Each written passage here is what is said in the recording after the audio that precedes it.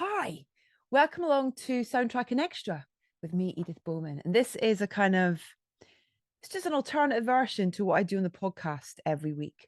This kind of gives you a visual aspect to it, sometimes uncut, the pure raw material. I do the interviews in different situations. Sometimes we have the luxury, as you're about to see now, of it being filmed in a junket environment. A lot of the time it's on Zoom. So the quality can be, kind of different depending on where we are and the access that we have.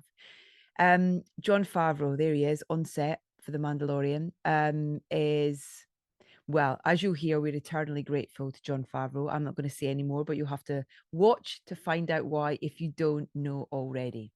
Needless to say, he's very important to us on soundtracking. Thanks for choosing to watch this episode. If you aren't subscribed already, both to the YouTube channel and to the podcast, which you can find on all your usual platforms by searching for Soundtracking with Edith Bowman, then please do so.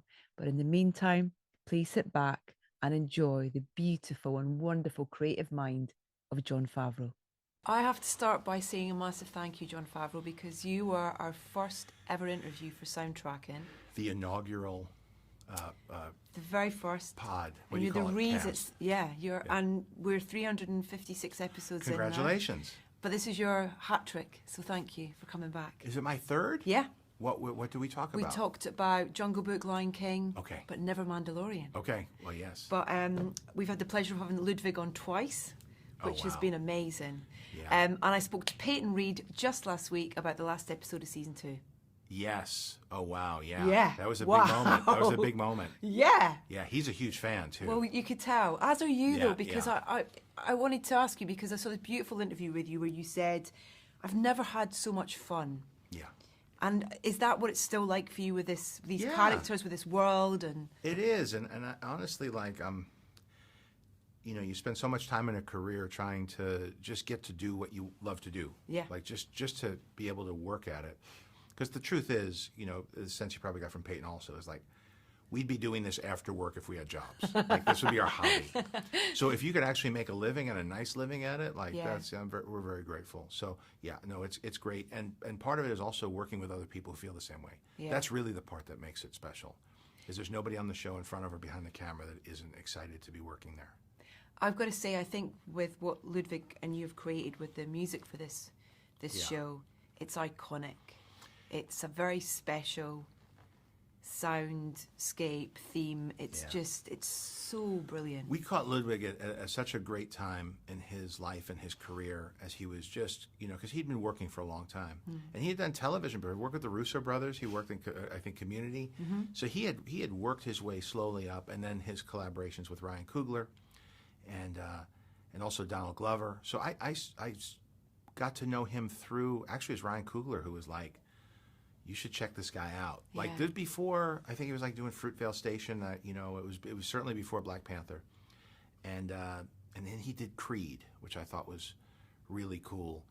And we wanted to define the sound because so much of Star Wars is the iconic John Williams orchestrations, and we knew for Disney Plus, for a new streaming service, for a new character, that we wanted something that felt like it was related to, but not trying to use that. Because once the music comes on, when you go to see those movies and the crawl comes up and you hear the opening strings and horns, it's it just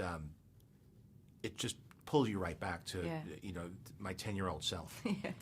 And that becomes overwhelming in a way to something like this that's a smaller story. And I think it also could become you keep hitting the same nerve. When it doesn't make sense, it starts to lose its power. And so the John Williams score is sort of preserved for the grand big screen experiences like that. And for us to have something that felt related, but also had a tech side to it, because the Mandalorian is a bit of a human, but also looks like a machine and is, and we definitely wanted to lean into what that could be. And, you hit a person at the point in their career like Ludwig, and they're going to come up with something special. He was just on a roll. and then he came up with the sounds, the recorder, that bass recorder that he was messing around with, and it had a little homage to Sergio Leone and Morricone. Yeah. And Kurosawa. And Kurosawa, a little bit of that, especially when he leaned into the stuff with Dave for Ahsoka on that episode. So there was just this wonderful moment. I think it's even on some of the behind the scenes when he's first playing it for us, and I think I was playing it for Bryce on headphones. And it was there, it was fully formed, you know, and it was like, I think we got something. Wow. And then when the fans liked the music, and it's interesting because at the beginning it's sort of like 50-50, and now it's like everybody's it shows you like it takes sometimes for people to adopt something. It takes a minute for people to settle into it, but once they do, then it's like it's always been here.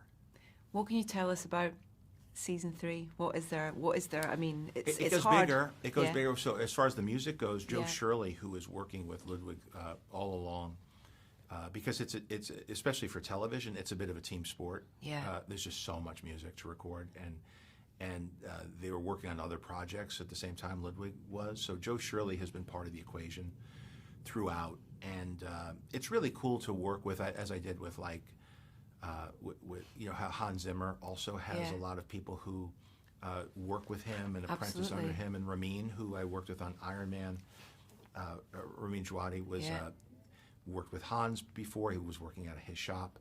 So it's really interesting to see that collaborative nature of that particular craft, and it's of course the musicians and people recording always requires collaboration. It's not unlike what I'm experiencing in television as a storyteller, because I'm used to being a director where you're calling all the shots and everybody's there also collaborating but in support of one vision.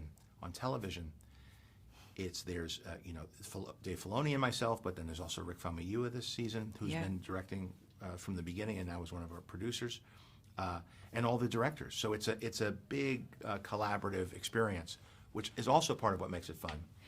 I get to work with younger people, newer people, and get inspired by them and teach them what I know.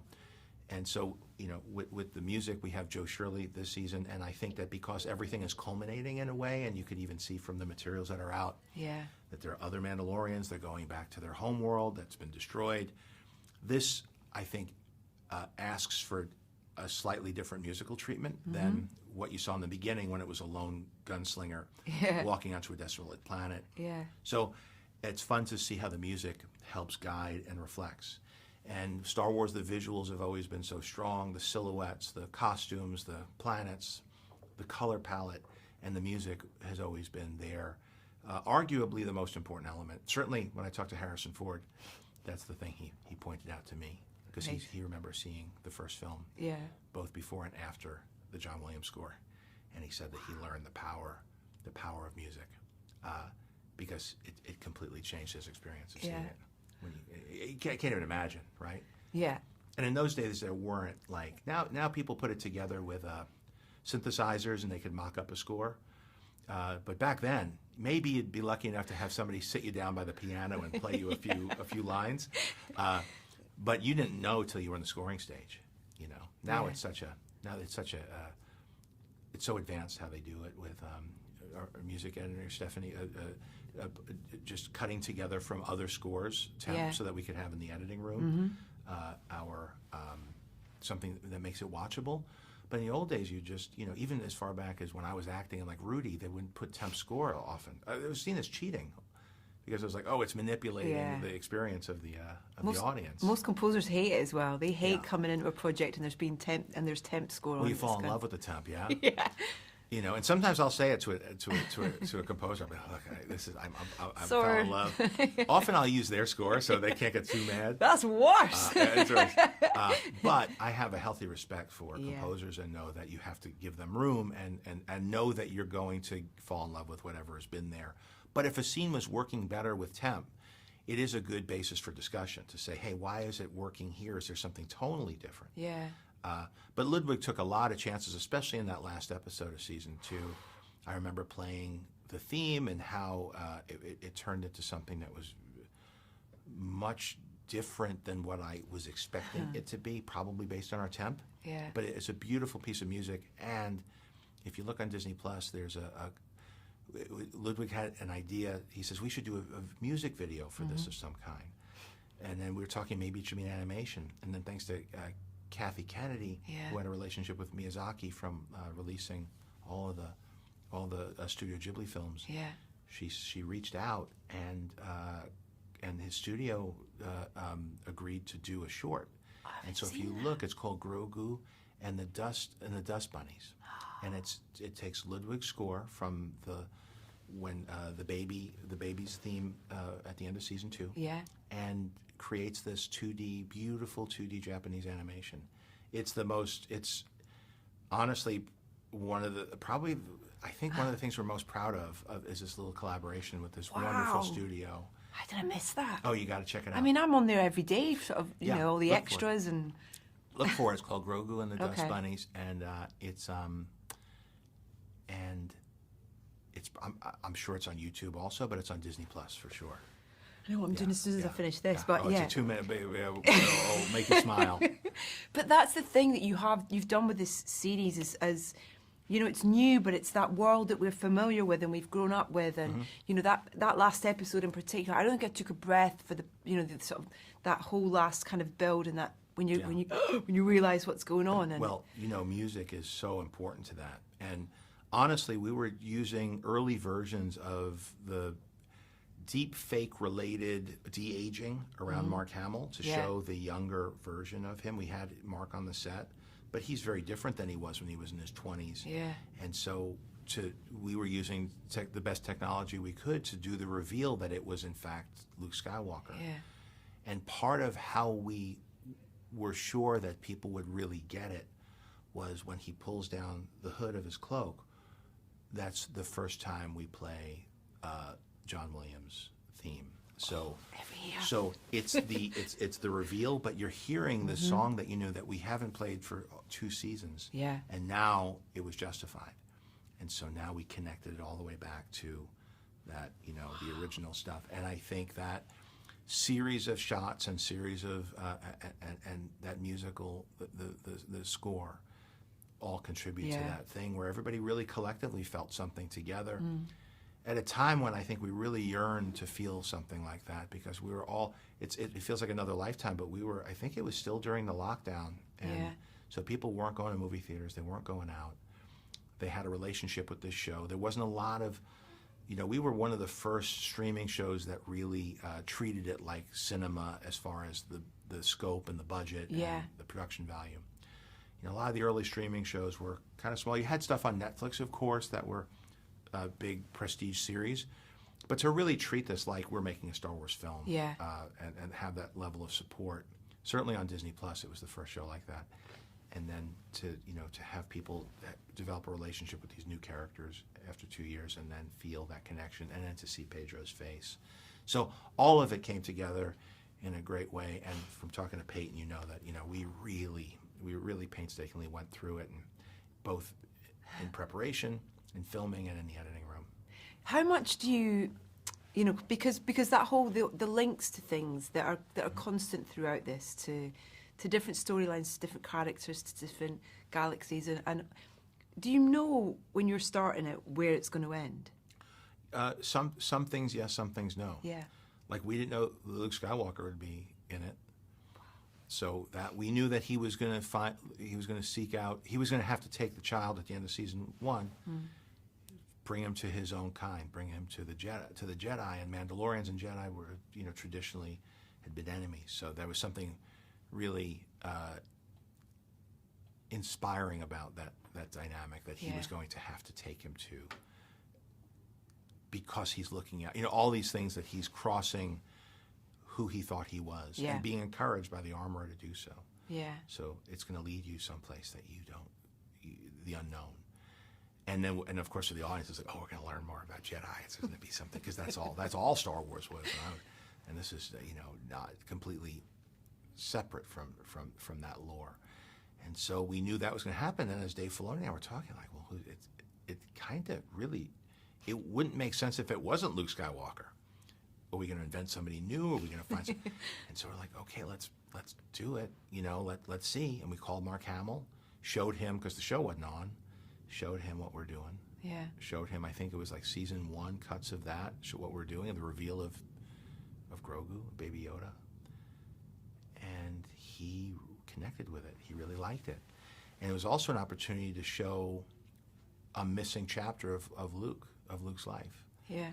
And he's very, he cares deeply about that character and the relationship that the fans have with that character. And so we started to figure out with ILM how we're going to do this. And that's how it happened. I watched it again in prep for this, and it was just, it's like you can watch it again and again and again. It's kind of fist pump in the air. Yes! So great. It's amazing how much people, and you see how much the technology evolved between that and when we showed him de-aged in Book of Boba Fett. Yeah. And now you're seeing basically the same technology and the same team working on, if you've seen the trailer for the new Indiana Jones film, where they're really getting good at it with de-aging Harrison. So, it was very early days for it. And now I look at it, I'm like, oh, we could do better now. But you're still, always pushing things with technology, though. Yes. And that's part of Star Wars, too, is pushing tech. But I'm continuing to try.